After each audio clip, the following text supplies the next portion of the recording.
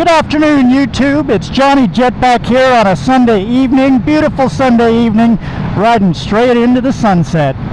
And what I'm going to talk to you about today are bad drivers. Not just your regular bad drivers, but bad test drivers. Why do I say bad test drivers? Because, as you may or may not know, I'm a car salesman. I've got a lot of experience with bad test drivers. In fact, about 3 days ago, I had one of the worst experiences of my car selling career with bad test drivers. So here's what happened. I go into work on a Friday, I think. Yeah, it was Friday. And I get these two customers, and they're interested in Subarus, and they're looking around, and they want to test drive a couple of different Subarus so they can compare the two models. I'm like, all right, let me get your driver's license. We'll get you all going here. And so I generally speaking, maybe go on about half of test drives, and a lot more often if it's a new car, I'll go with them just so I can go through all the features with them and tell them what the car is all about and kind of tell them which way to drive. And turned into a pretty good car salesman over the years, and generally speaking, I can tell if they're going to buy a car on the test drive before we even get back to the dealership if it's the right car. So we take off on this test drive, and they ask me where to go. I just say, turn right here, and we'll go down a ways and jump on the freeway and circle back around. It's all right-hand turns, nice and easy.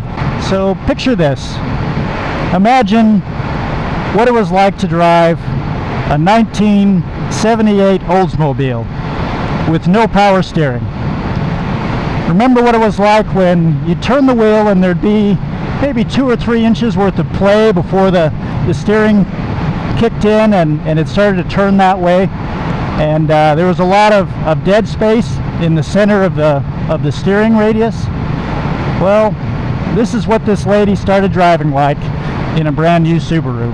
And if you've driven a brand new Subaru, you know that it doesn't have any dead area in the center of the steering radius. So she starts herky-jerky and back and forth, and then jamming on the pedals, jam on the brake, jam on the gas. Stop, go, herky-jerky, round and around. What's kind of contradictory about me is, yes, I'm a car salesman. Yes, I'm a professional backseat driver, but I do get motion sickness. And if you put me in the back seat with just the right person, I tend to feel a little ill.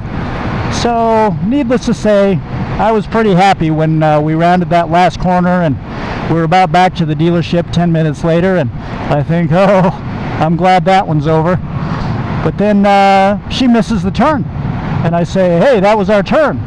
And then her husband pipes up and says, oh, that's okay, just pull over up here, because I want to take it around too. And I'm like, oh, okay, yeah, no big deal. Generally speaking, and I'm sorry women if I offend you, but generally speaking, men are a little bit better drivers than women. I don't know why that is, so I figure I'm probably safe. So we get going, and right away I can tell he's just the same. They are exactly the same kind of bad driver. Herky-jerky, back and forth, jamming on the gas, jamming on the brakes. Go stop. And then we go to turn on the freeway, and wouldn't you know it, he misses the freeway turn, and I'm thinking, where are we going? And then he tours me all over back roads for the next 30 minutes, pulls into a parking lot, goes round and round and round in circles to check the turning radios, goes round and round and round in circles backwards, who knows why, and then pulls back out on the road, herky-jerky, jamming on the gas, jamming on the brakes, and I gotta tell you that I'm turning pretty green come that point, and really feel like I'm gonna throw up. So this has been like 25 minutes into the second part of the test drive, and I say, hey, I know it sounds contradictory, and I'm a car salesman and everything, but I'm feeling a little sick here, and I do get motion sick. Are you ready to head back? He's like, oh, sure, yeah, I just wanted to really test it out and see what it can do, and we're probably not going to buy for another year or so, but I just really wanted to give it a whirl. I'm like, okay, yeah, whatever, let's go back. So we head back, and it's the same all the way there. Herky-jerky, back and forth, jamming on the gas, jamming on the brakes. And by the time we make that last turn, I am thinking I'm going to have to ask this guy to pull over, because I'm going to throw up right here in the back seat of this Subaru.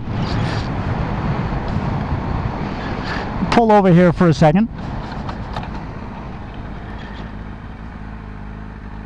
Speaking of pulling over, I'm not going to throw up, but thought you might like to take a closer look at the copper mine. So this is the Bingham Canyon copper mine. It's one of the biggest open pit copper mines in the entire world. Yep, I've mentioned it on pretty much all of my other videos. I'm going to say like 2 years ago up there they had a huge slide. Took a lot of their equipment right down to the bottom of the mine, and they drive around dump trucks that are like the size of houses. And the tires are like 20 feet tall. They're like 2 stories tall per tire. It's just some crazy machinery. So the size of this landslide inside of that mine was it was insane. And the mine was all closed down for a good long time, and they had to lay off a whole bunch of employees. But now I think they're back up to speed, operating again. But yeah, there it is, Bingham Canyon copper mine.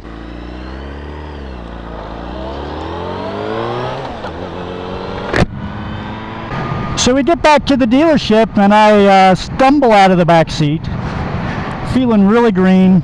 Motion sickness just has a really bad effect on me. Always has since I was a kid, and it can make me sick for several days afterwards, and that was the case. I was kind of feeling green even into Saturday, and by Saturday night I was pretty much over it, but for a good 24 hours I just wasn't feeling right.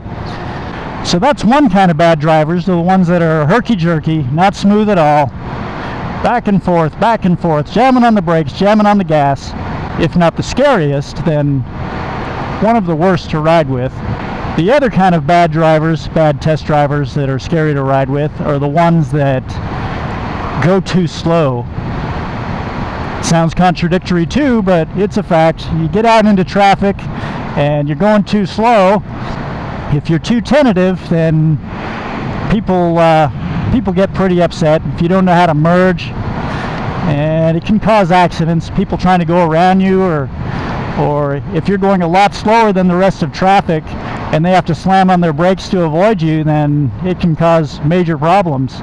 And those kind of people are really scary to ride with, especially the ones that don't seem to see people coming and pull out into traffic really slow. In fact, there was one lady that came in and test drove cars, and I really don't think she had the ability to drive anymore.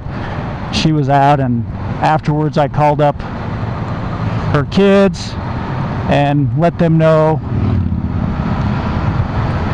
hey, you know, I think it's probably time for your mother not to have a driving license anymore, because people's safety is at risk. The next kind of bad test drivers are the ones that get in and think they're really good drivers and just drive the hell out of the car. They go twice the speed limit, take corners way too fast, and those are the kind that you just have to say, hey, you know, you're welcome to test drive, but the car really doesn't belong to you. You know, this is a $10,000 to $40,000 automobile that belongs to the dealership, and until you sign on the dotted line, you're really not allowed to treat it like that.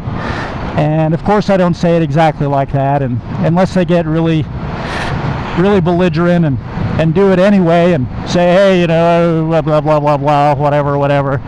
But most people settle right down when you ask them nicely. And yet another kind of bad test drivers are the ones that are distracted while they're driving.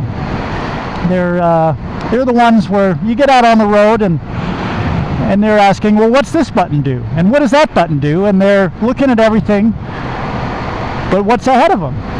And it's even worse than text messaging, or maybe just as bad. And you get those too, where like 2 weeks ago I had this lady that we went on a test drive, you know, good and fine.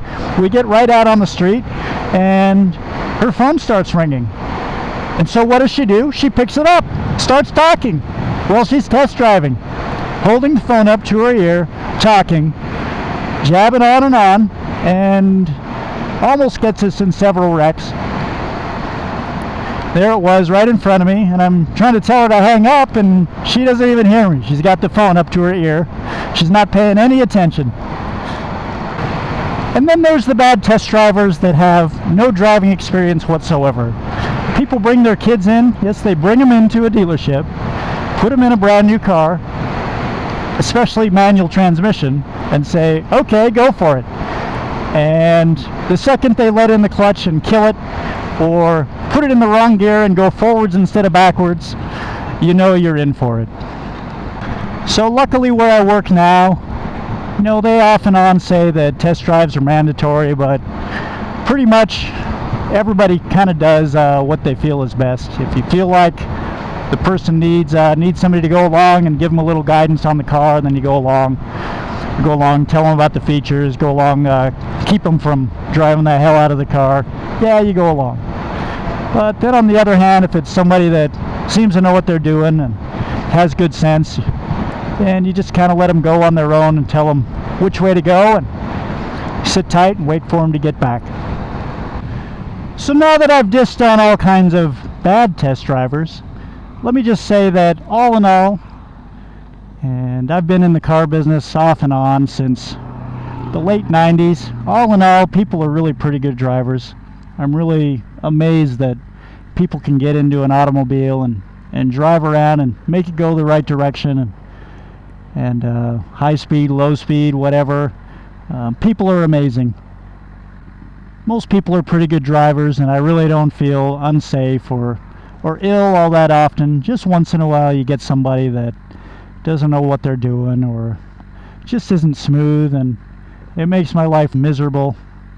But all in all, I would say that human beings as a whole are just meant to drive automobiles and motorcycles and make things go. A lot of police out tonight, no doubt because every motorcyclist in this entire valley is out riding his bike tonight. So we'll keep it under the speed limit. Hope you've enjoyed my episode on bad test drivers. May you meet up with very few of them in your traveling adventures, especially when you're out motoring around. Tell me what you think. Hit that subscribe button, and we'll catch you next time. It's Jonny Jetpack signing off.